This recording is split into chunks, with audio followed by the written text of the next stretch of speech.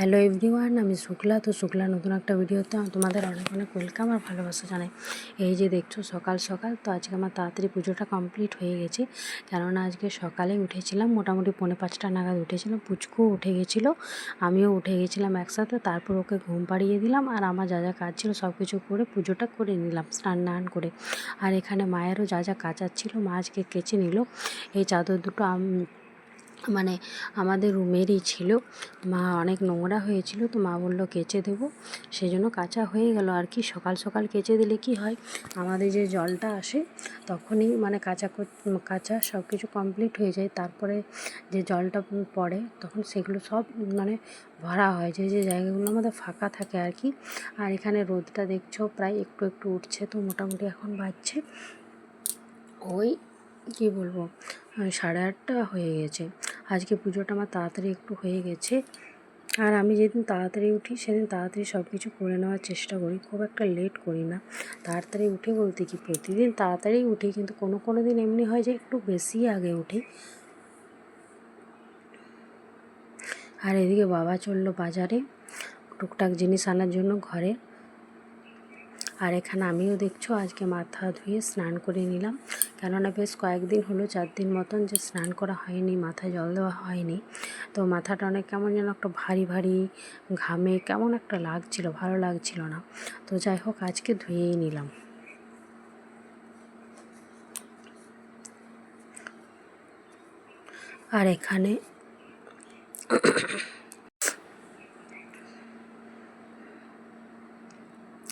আর এখানে মানে ভাই বলল যে একটু মিক্সারের বাটিটা ধুয়ে দিতে, ও আমলা পেস্ট করবে, তো সেই জন্য ওকে ধুয়ে রেডিটা করে দিলাম আর কি।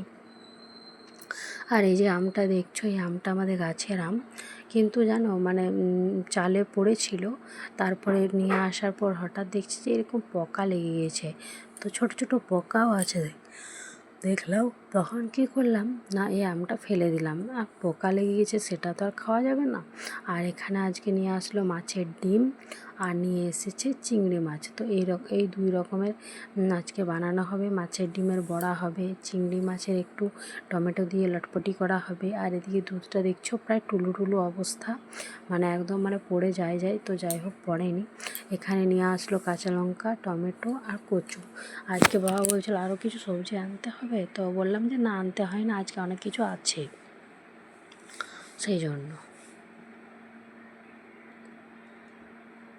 আর এখানে পুচকুকে স্নান করিয়ে ওকে ঘুম পাড়িয়ে দিলাম।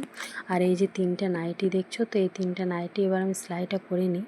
এই টাইমে একটু ফাঁকা আছি, ও একটু ঘুমিয়ে গেছে, তখন আবার জেগে গেলে আবার সেলাইটা করা হবে না, কারণ এই 3টে নাইটি বেশ কয়েকদিন থেকেই পড়ে আছে, মানে সবগুলোই টুকটাক কোথাও না কোথাও ফেটে গেছে। তো ভাবছি সেলাই করবো করাই হচ্ছে না। আর এখানে মেশিনটা আমার রাখা আছে, আমি তো সেলাই করতে সব জানি, অল টোটাল সব।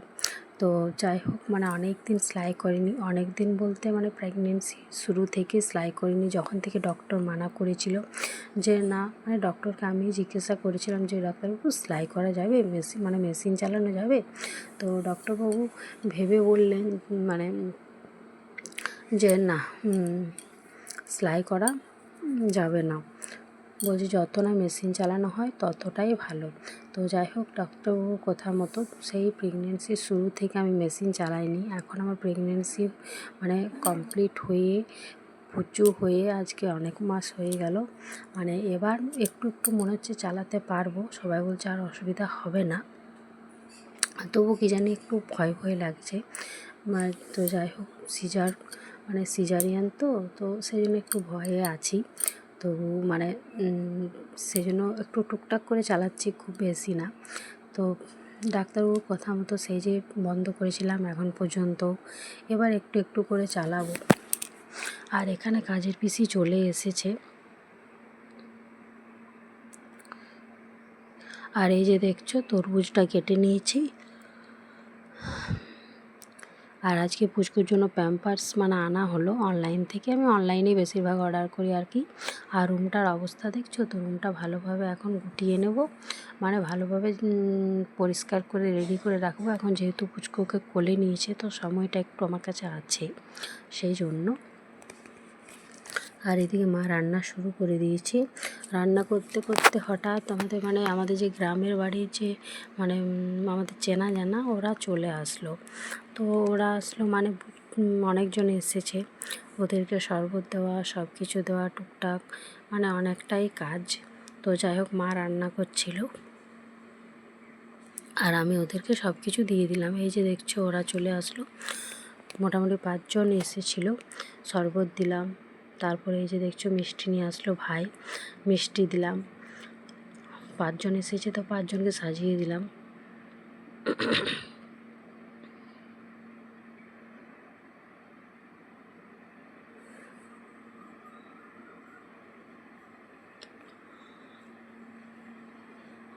আর এই যে দেখছো এতটাই তাড়াহুড়ো করছিলাম যে শরবতের গ্লাসটা পড়ে গেল মশলাটার উপরে, মশলাটা গেল পড়ে।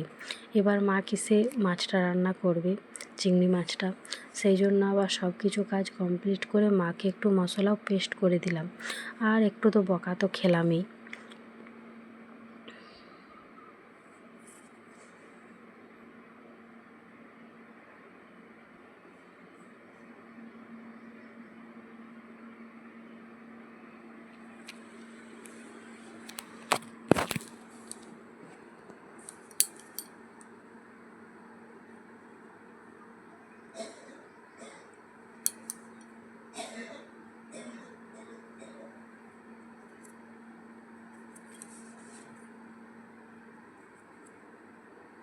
আর এখানে আমি আর মা 2 জন খেতে বসেছি। পুচকু একদম কান্নাকাটি করছে, ও একটুও থাকছে না। এই জন্য কি হয়, আমি প্রথমে মা খেয়ে নেয়, তারপরে আমি খাই।